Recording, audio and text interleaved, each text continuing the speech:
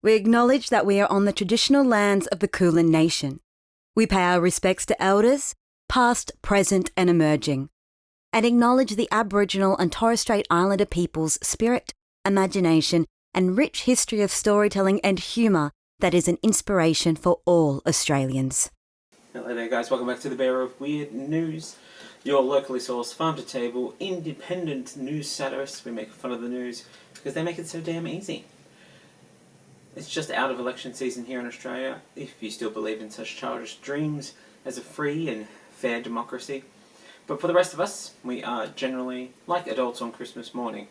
We stayed up all night, dreading the mess that would come after a full day of complete lack of surprises, as Father Newsmus himself, Uncle Rupert Murdoch, attempts to come down your chimney, or more realistically, your landlord's chimney, in his sleigh made of newspaper, pulled by his 8 reindeer of the apocalypse, on liar, on deception, on manipulation, on false representation of pie charts, on bribery, on intimidation, on homogenization of opinion, and don't forget the most important reindeer of them all, on capitalism, the green-nosed reindeer, who leads the sleigh with his luminous brightness. It's a wonderful time to be here in Australia. Which is why I'm heading off to Edinburgh to do the Edinburgh Festival. It's now official. I've got a venue. For anyone who's interested in coming and checking it out, I'll be at Cannons Gate, halfway down, which is one of the spaces within the Cannons Gate venue. I'll be doing my show at 9 PM as part of the free fringe, which means that you get to come and pay what you feel. So come, make a judgment call, and put some money in the bucket, please, because I'm traveling a long way to come do this show. The show is my storytelling show, I Got Bit by a Monkey Once, which is a storytelling show with 4 stories: a monkey bite, a bus trip across America, a mugging, and an arrest. So if you're interested in checking out the storytelling show, come see that. I'll also be doing the same show, I Got Bit by a Monkey Once, in Albany, in Western Australia, on June 17th.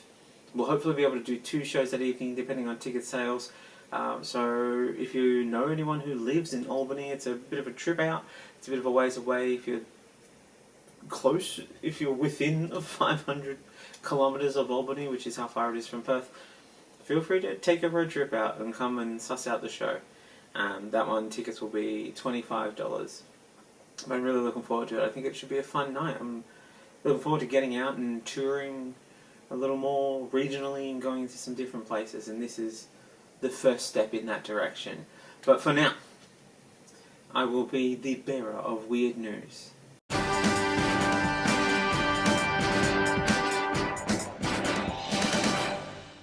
So let's start things off with headlines. Finfluencers, who are influencers who give unregulated financial advice and sit atop of the crypto pyramid schemes, and will not hesitate to message you, a stranger, for an opportunity to invest $7,000 with them, also a stranger, on TikTok, like it's a completely normal thing to do. Yes, that genuinely happened to me. Well, finfluencers have come under the eyes of the corporate watchdog ASIC, who are cracking down on unlicensed financial advice, or they could end up in jail, or with a $1 million fine.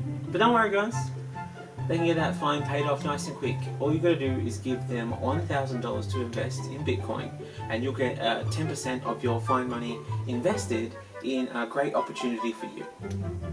Saltwater crocodiles in Australia's Northern Territory are thriving, according to research published in the science journal Biology Letters, due to a change in diet, primarily consisting of feral hogs.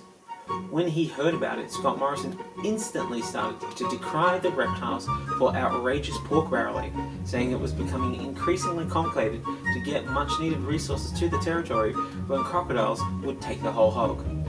Larry Gagosian bought Andy Warhol's Marilyn Monroe painting for a record-breaking $280 million at auction. He's going to be upset when he finds out how many of them there are, though. Probably didn't have to spend so much money. Like, there's a ton of those things. They're everywhere. After revelations, the Brazilian military had bought 35,000 Viagra pills for its troops, a lawmaker claimed it had also acquired 60 inflatable silicone penile implants at a cost of between 50,000 and 60,000 reals, which comes to about 10,600 or 12,800 Australian dollars, for 3 different military hospitals. After years of devastation in the Amazon and years in front of the International Corruption Commission, this discovery of public funding for Wangs is actually a pretty light discovery, and lawmakers shouldn't be so hard on the president. He's just ensuring that they have a strong and firm military. Bolsonaro claims the claim is overblown and that they only purchased 3 silicone penises, not 60. And that reports should make sure that they have the hard facts before coming down hard on the troops and erecting a story like this. They simply want their troops to give the enemy a hard time. After all, what is the point of the military if it doesn't go hard? It's either go hard or go home, and they aren't going home. WA Minister for Indigenous Australians Ken Wyatt, who earns about $7,109 a week, said that politicians deserve a pay rise. Oh man, is he going to be so mad if he ever discovers how much frontline workers earn? It's going to be through the roof. He's not going to be able to believe it. According to sanctions expert, the UK remains a world leader in hiding dirty money, giving Australia a run for its dirty money, as it comes for the title that we've been so desperately holding as the go-to destination for laundering and dirty money. But the UK is battling hard as it rolls out the green carpet for money launderers, encouraging them to seek shelter in the island nation. That they are a centre of growing industry, and no other development area can offer so much. It's a real land of opportunity, encouraging people that we know just the place to hide your funds, leaving Australia to wonder about its dirty money investors, leaving them thinking, so where the bloody hell are you? Australian National Olympics Committee official John Coates has said to a large extent that Sydney was awarded the Summer Olympics Games in 2000 because it bought the Games from African nations Kenya and Uganda. Both African nations have since been furious that they were robbed of the opportunity to lose $2.1 billion and fill landfills with Olympic-themed merchandise that will choke a dolphin in 50 years when the country floods. It's just outrageous, eh? These opportunities don't come every day. The Prime Minister's office has refused to release any text messages between Scott Morrison and prominent QAnon supporter Tim Stewart, claiming they are not official government documents, following a 2-year Freedom of Information battle. If this proves successful, it will form the basis for excusing his entire Prime Ministership from being investigated, because nothing that he has ever done counts as official government action. The Greens have announced the plan to end all extinctions by 2030 and create an independent COP to enforce stronger environmental laws as part of their $24 billion Green Australia policy. The independent COP will be more of a Dirty Harry character who will be throwing out the rulebook and bringing into question the system and taking the law into their own roguish hands. Though often a single agitator, no matter how iconic and genre-defining they are, isn't enough to make real change. So, to fight this environmental war, we will increase defence spending, providing tanks and submarines for koalas to fight fossil fuel companies directly. However, given our inability to effectively build an army and have it ready in time to fight in any actual conflicts in which we may need them, we will also source an alternative path, one that we have been very good at in the past and have successfully implemented in multiple locations around the world. The Greens will end all extinctions by teaching koalas to run pro-Liberal Party newspaper empires, showering the environmentally neglectful major party in praise and clearly bootlicking statements about being superior environmental managers. This will have a trickle-down effect of directly providing the koalas with the desperately needed funding for protecting the environment, as it is now of national interest.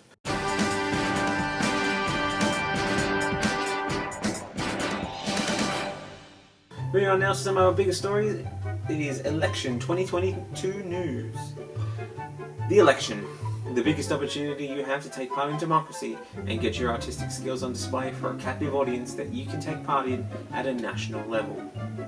The 2019 election was infamously plagued with troubled and ultimately unpunished lies and deceptive signs about voting, preferences, and what exactly political parties are planning for the future of Australia.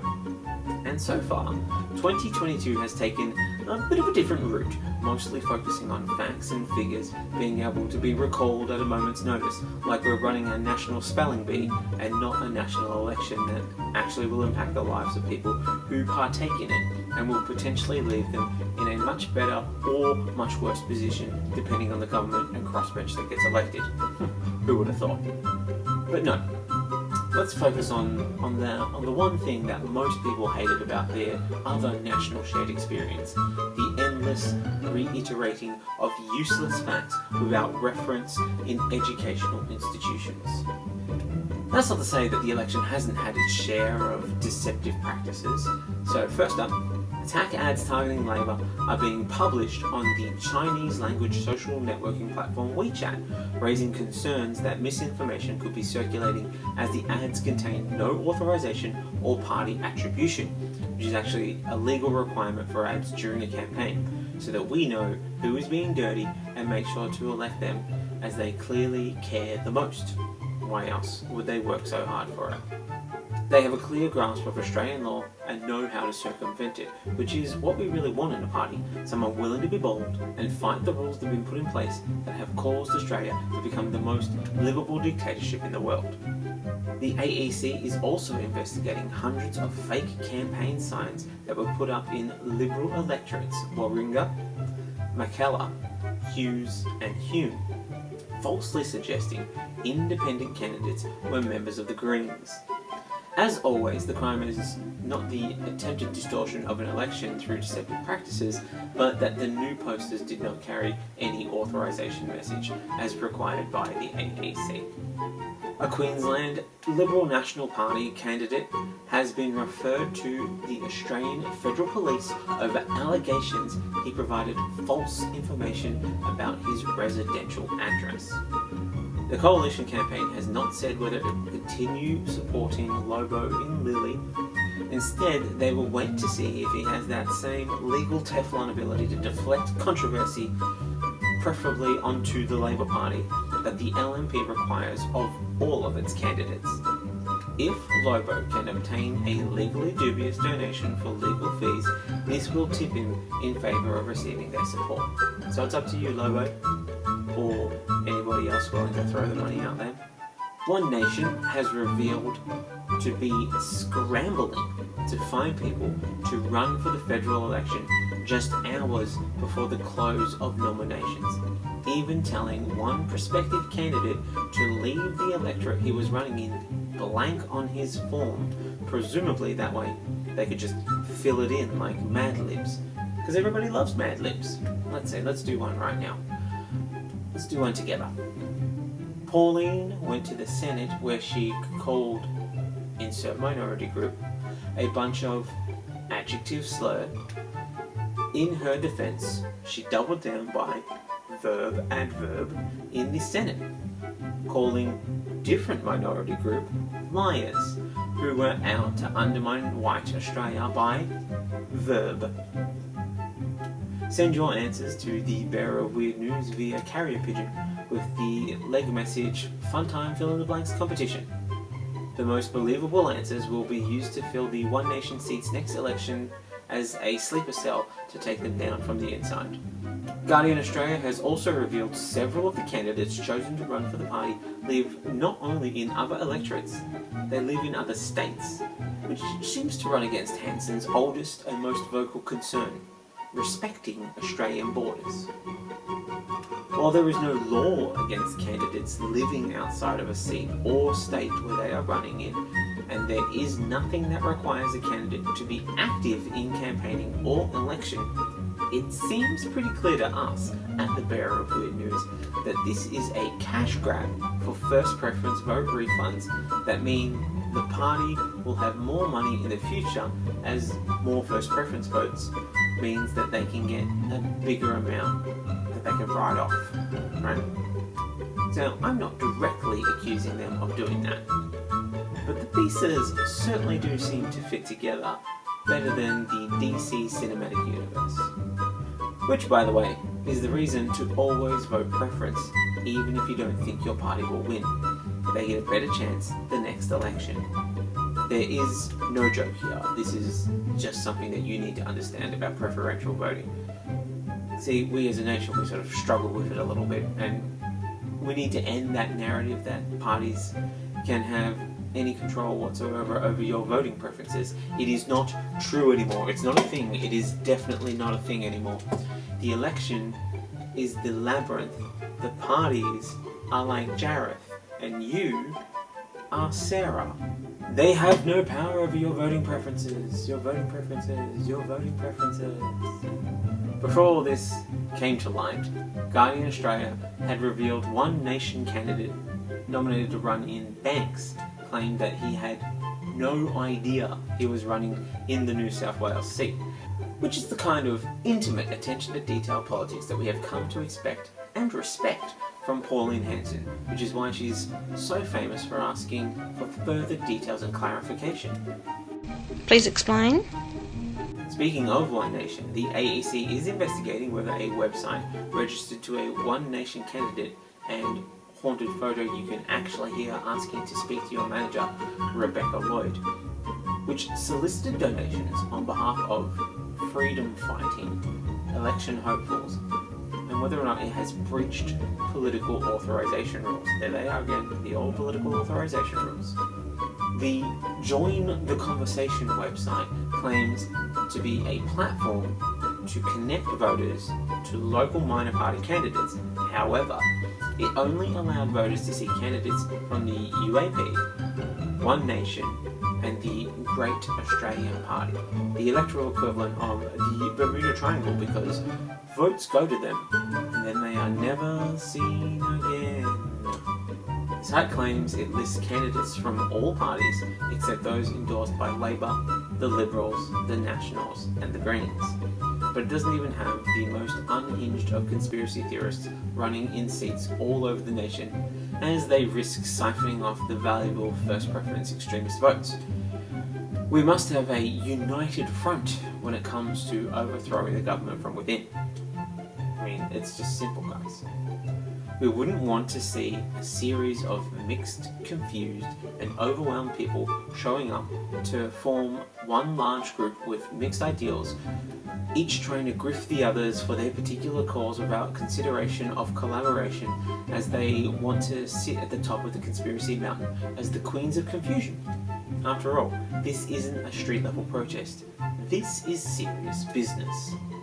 However, this ghost candidate business isn't concerning Barnaby Joyce, as he directed his preferences, which, again, as you are in control of your preferences, actually means nothing except for him to show an unnecessary statement of intention.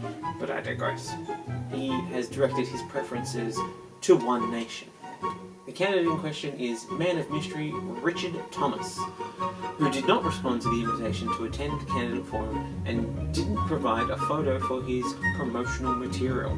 He's also not listed as a candidate on the party's website. Isn't that interesting? However, this isn't very out of character for Joyce, who is very much used to working with things that don't exist, as not a single report on the drought seems to have been produced while he was appointed as the nation's special drought envoy. But all eyes were on the leaders' debate and what it could possibly tell us about the future of the nation.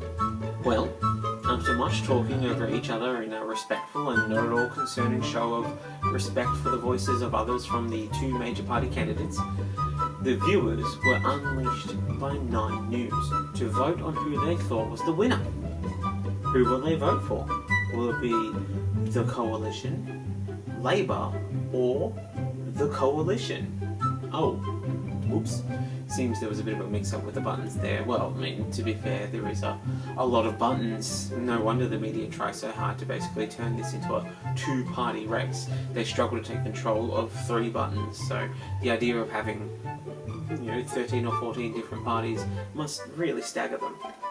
But viewers spoke out, saying that they thought Morrison was the winner at 52% to 48%.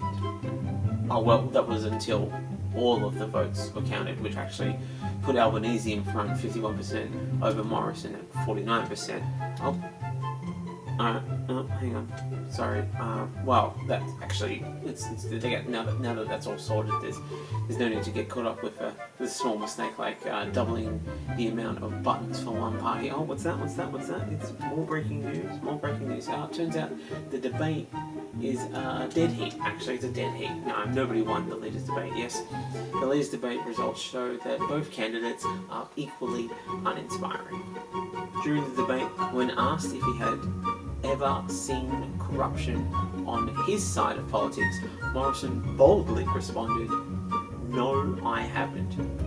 While panellist David Crowe gave the example of New South Wales branch funneling donations through the Free Enterprise Foundation to subvert state donation laws, Morrison replied that the question assumed he had some knowledge or awareness of involvement in those issues, setting an interesting precedent that as long as a politician doesn't read front-page news stories alleging corruption in their own party, or have a press briefing that something had gone wrong majorly and that they would be dodging questions about this particular topic today, they can say that they've never seen it. Taking the la la la la la, I can't hear you defense, which you don't see very often, but it seems to be strangely effective. Over in South Australia, a different battle is taking place, as South Australia's Department for Correctional Services has been taken to court for banning a newspaper distributed to Australian prisoners with election information. Now, for those wondering, like I was, prisoners in Australia who are serving a jail sentence of less than 3 years, it is still compulsory for them to vote. Those who are serving a jail sentence of more than 3 years must be enrolled, but are not actually allowed to vote. But while they are often working as prisoners, the rates paid to prisoners for work are so low, around $70 a week for a 30-hour week, it's not like they're getting taxed without representation. It's not like being a 15 or 16-year-old who, picks up a surprising amount of shifts on the weekend, but maybe still has penalty rates, so actually gets a little bit of tax, but doesn't get representation because he doesn't have any voting rights. Now, prisoner advocate organisation Justice Action created a newspaper which was designed to provide information on political parties for prisoners across the country ahead of the federal election. The 4-page newspaper with the excellent title, Just Us, outlines statements from every party that details their commitments to prisoners if they were to be elected on the 21st of May. It was banned because the Chief Executive of South Australia's Department of Correctional Services, David Brown, sent a letter saying that the contents of the newspaper could incite unrest or inspire conflict in the state's prisons. Wild and out-of-control statements like the Greens saying the legal system is too expensive and too hard to navigate, and often it's simply racist. Which I, as a person who's never been to prison, didn't definitely know for sure, but thought it was a fair assumption that they already knew, given that they were in the prison system themselves. But who knows, maybe they're not aware yet. I'm not sure you can tell our 4.7% of all Indigenous men who are in jail compared with the just 0.3% of all non-Indigenous men, that they'd be terribly surprised to discover that particular fact. So maybe you just need to give them the voting information and not treat them like second-class citizens because they were desperate and put in a position of necessity and made a mistake. I'm sure that they'd love to hear about how Malcolm Turnbull said disgruntled Liberal voters are voting with their feet to support the independents because the influence of the party's moderate wing at the federal level was diminished and diminishing. And I'm sure they'd love to hear all the gossip about how Barnaby Joyce went further, accusing Turnbull of tossing out his former allegiance to the party that made him the PM, despite no more than a year ago he himself calling Morrison a liar and a hypocrite in leaked text messages. So when we here at the Bureau of Weird News heard that this was going on, we realised that, well, we're not a newspaper, so we can be viewed on YouTube or listened to as a podcast. So if you know anybody in prison in South Australia, get them to have a listen to this as I give a rundown of the independent parties for the 2022 election, because I'm sure they already know about the major parties and the Greens. It's time for the minor parties.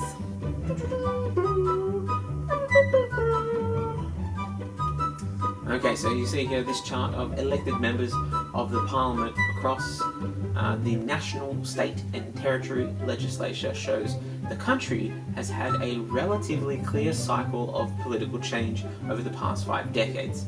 Like a real janky roller coaster for the major parties, which we all know are the best kind of roller coasters, the ones that hit with like a hard 90-degree angle either up or down. It also shows that there are now more than 100 independent or minor party representatives in those legislatures, those being the 151 MPs and 76 senators. This number is a record for modern post-Second World War party system. So with that increase in minor parties and independents on the rise, I'm going to go over the minor parties in Victoria specifically with you fine listeners. And sure, this is a little restrictive as it's only one state in Australia and a state that, as far as the rest of the country is concerned, is actually rolling out the green carpet for our socialist overlords, the Grins, so they can destroy every industry with solar-powered robots who never need to sleep, so that they can transition all workers directly onto the teat of the state. But if there is a party who isn't running a candidate in Victoria, you can bing them yourselves. I mean, you've got the internet right in front of you. Alright, so first up, it's Reason Australia. So these are formerly the Voluntary Euthanasia Party, which achieved its goal by causing the Sex Party and the Cyclist Party to die by fusing together and form Reason, led by Fiona Patten, who describes the party as a civil libertarian alternative with policies on taxing non-charity arms of churches, pill testing, drug decriminalisation and cannabis legalisation. They want to decriminalise sex work and set a maximum bet limit for poker machines and limiting the influence of pokies industry. Reasonable sounding ideas, but you will have to listen to libertarians, the atheists of political parties.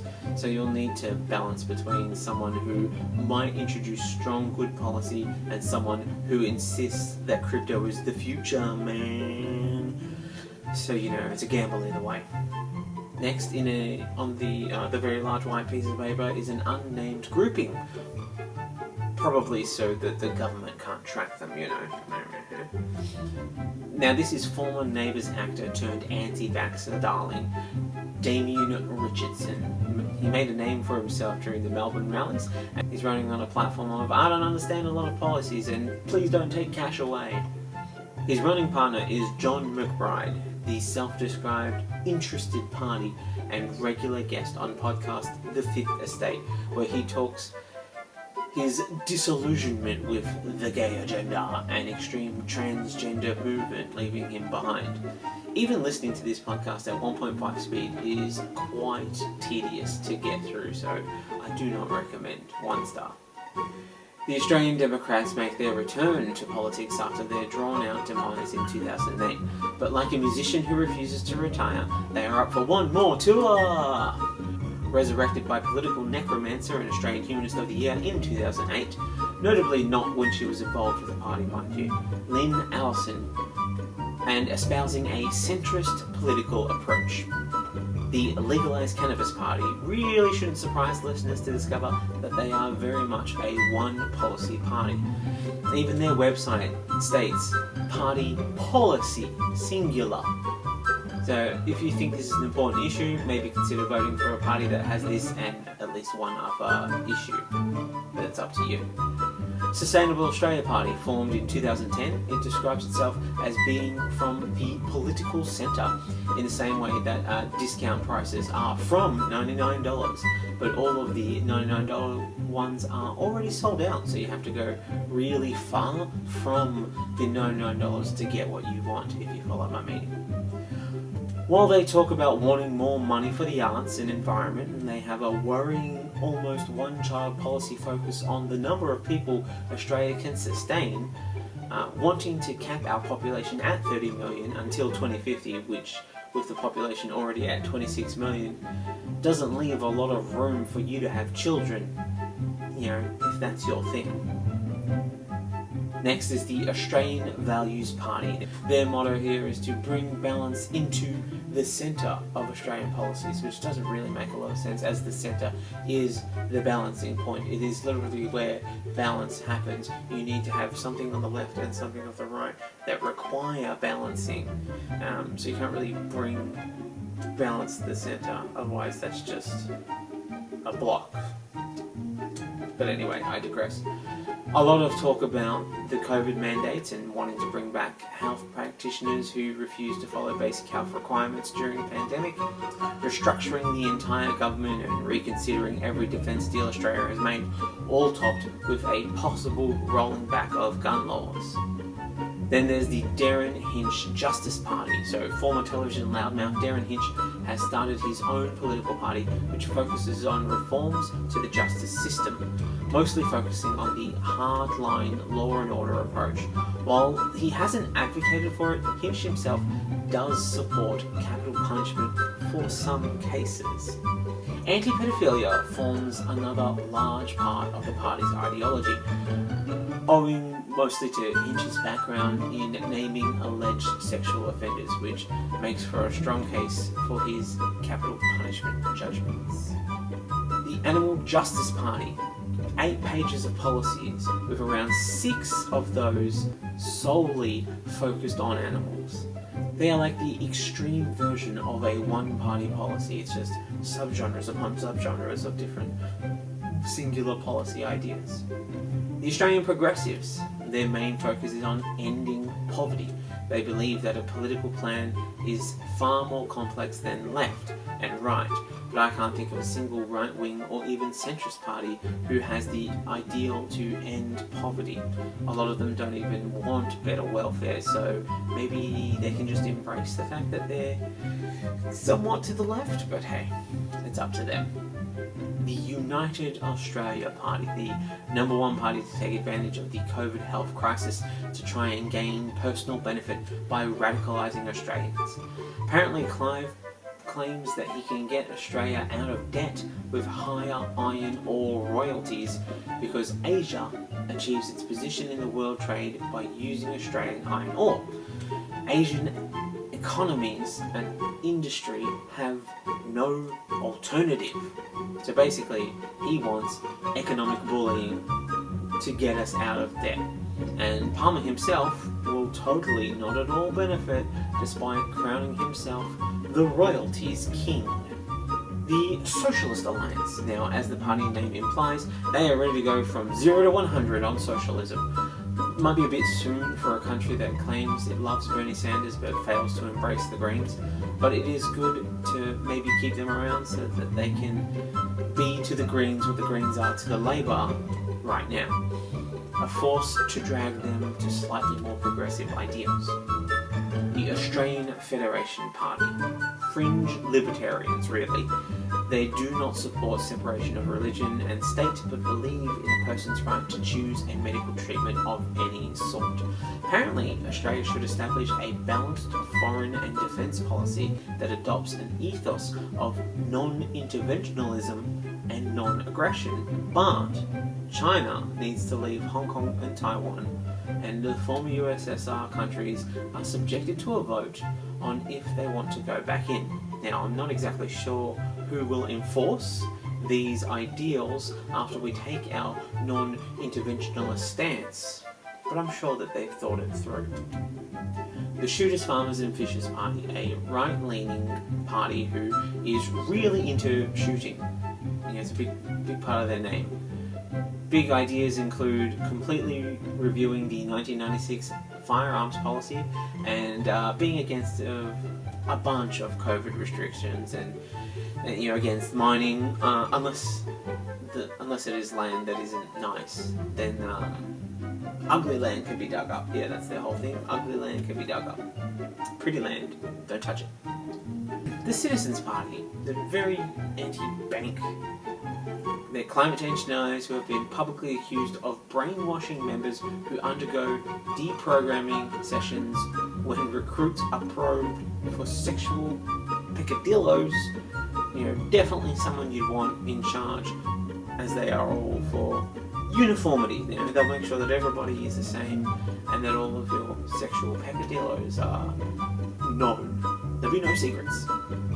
Then we go on to Untitled Group number 2. So this is a former UAP candidate, Morgan C. Jonas, and anti-vaxxer Monica Smith. They decided that the UAP was not, all caps, freedom enough for them, and branched out into their own to run a political campaign, which lists a lot of anger about sovereignty, about China, about COVID, but has many holes in the policy page which have actually yet to be filled in on, non-important things like, the environment and fair elections. So you don't need to worry about those things.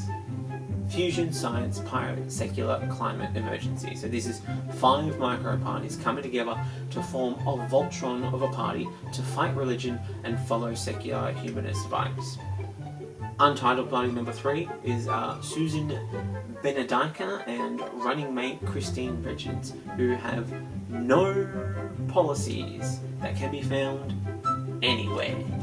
They're just political ghosts. I have no idea what they stand or not stand for. Good luck, guys. The Great Australian Party, run by former One Nation Senator Rod Colton, who himself is potentially, I'm not sure about this, but potentially ineligible to sit due to previous legal troubles, though that may just be his business. I'm not entirely sure. I'd have to do some hardcore research to know, but he has attempted to become a sovereign citizen and yet still wants to be a senator of a country that he insists doesn't have legal power. Interesting. The Liberal Democrats. Now, don't let the name fool you. They are neither liberal nor democratic.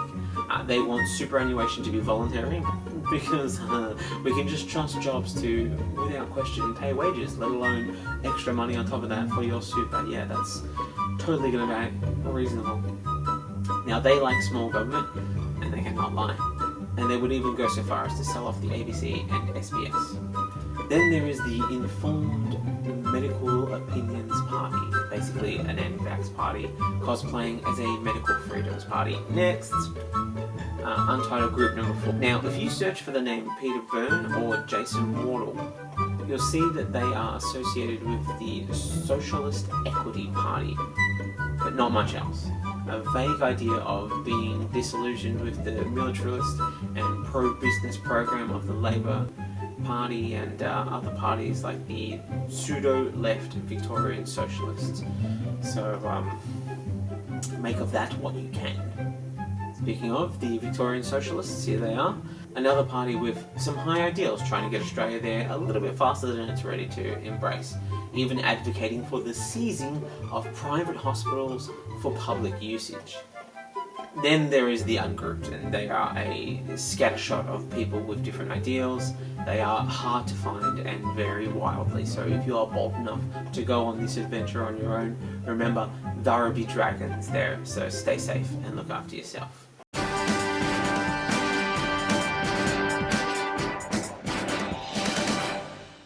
On to Act of God news. Climate change, the slowly warming pot of water to the unknowing frog that is humanity. Scientists, led by the UK Met Office, found the year the world breaches the 1.5 degree global heating limit set by the international governments for the first time is fast approaching, with the probability of one of the next 5 years surpassing the limit now at 50%. Although any adult who has been paying attention knows a 50% chance of irreversible climate catastrophe is still a 50% chance of not having the country burning while the other half floods, but never do the two meet. It's all a matter of if you're a climate pessimist, a climate optimist, a climate nihilist, or a climate satirist. With the regularity of 1 in 100 year events causing them to be downgraded from the once in a lifetime measurement to the new twice in a butterfly's lifetime measurement, we were going to use the more common phrase dog's years comparison, where 7 years happens in a single year. But to be honest with you guys, Queensland and New South Wales have already beaten that record just in the last few months, so we had to up the stakes a little bit. You can Google a butterfly's lifespan, go ahead. I know you're only half listening. If you need a reminder of the sadness of life, then Google the lifespan of a butterfly. It is depressingly short. But due to the new system of spending as much time as possible subjecting towns to natural disasters as a means of laundering money to friendly companies rather than supporting and bolstering infrastructure, more than 500,000 properties across Australia will effectively become uninsurable this decade due to climate change. New modelling suggests that by 2030, 1 in every 25 properties nationally could be without cover, either because it would be refused or will be financially out of reach. That's 3.6% of all Australian properties, or roughly 521,000 sites in total, with Queensland expected to be the most uninsurable state. And not even for the usual Queensland reasons like encroaching theme park gentrification and bin chicken attack. Insurance is, of course, a bit of a catch-22 of capitalist expenditure, where you know you're being led down the mystical path of this mysterious future calamity that may or may not happen, and really does sound like the beginning of an infomercial playing at 3 a.m. where you're like, has this ever happened to you? Well, you should have given us more money, idiot. And you know that you're being ripped off, and that even when you finally experience that disaster that you've been planning for, you come across the old force majeure clause. You know, the old act of God, get out of financial obligation free card. Which is weird because, like, in any other business besides politics, the introduction of God alongside the running of your business would not be okay, but in the insurance world, it's just like, yeah, alright, God exists, that's fine. They're the only business that really acknowledges God is not only real, but that we are beholden to His will. He does, after all, work in mysterious ways, just like insurance companies. This clause, which acknowledges God but doesn't go down the full logical path that if God exists and is responsible for the disasters of our lives, then He's also responsible for all the little things, all the everything of our everyday to-day existence. Because we exist at His will, at His whimsy, and He treats us like small toys in His toy chest, randomly smashing us together to see what happens next. Now, if God causes one thing to happen, then God causes all things to happen, so nothing is insurable, right? Logically, nothing is insurable. Which is clearly the end game for the insurance industry, for us to pay them to never cover our stuff, and to walk out of the office saying, you got me again, God, you're so mysterious, Peter Andre should have written a song about you. It is interesting to see where we land on all this, because force majeure often covers pretty major incidents like disasters, things which are increasing due to climate change, which is in turn increasing because of Scott Morrison's government, who have pulled money out of climate technologies and have increasingly denied the very existence of a shift in climate, but who, upon being elected into office, proclaimed that it was a miracle and famously said that he believed that God put him in the position of Prime Minister. It is in fact the perfect time for the Prime Minister to encourage people to take their super and use it to buy a houseboat, as there won't be a future for you to collect your super in. In fact, let's do one better. Use your super to invest in a houseboat, as that is the only future that you have coming. It's inevitable, it's destiny, because God works in mysterious ways. One can become a pirate on the high seas in the future. Sounds pretty good. But of course, I joke. The idea of the act of God is not generally considered divine intervention. No deities were consulted in the creation of this policy. No. That interpretation has since evolved into a legal shorthand of unanticipated events beyond human control. However, here's the catch. The acknowledgement of man-made climate change, which we can fix through direct action, not through company action, but through billions of individuals bearing the weight of the hard work, like we always have. With that acceptance comes consequence. The everyday person must recycle their cans and suffer paper straws. Well, insurance companies should no longer be able to claim that natural disasters were unprecedented, that the consequences were unpredictable, and that the increased occurrences impossible to foresee, as they are becoming increasingly common. We have seen for years that climate scientists have been on the sidelines saying, yeah, I wouldn't do that if I were you, it's not gonna be good. And the rest of us have just shouted at them from the party that the rest of humanity was having, being like, shut it, nerds, and crunched a beer can with our heads and deliberately threw it into the wrong bin so that we could watch the sad nerds cry. But now, man-made climate change is real. It exists. We have the power of life and death in our very hands, simply by using plastic straws and subsidizing multinational coal and fossil fuel companies and quietly crushing innovation in sectors that could save the planet. See, Nietzsche was right all along. Acts of God are dead. Life is all man-made power systems, so just grow a giant mustache and live in a houseboat brought from your plundered future finances. It'll be the first step towards your new life of piracy, as you ruthlessly rob from your future self for the now.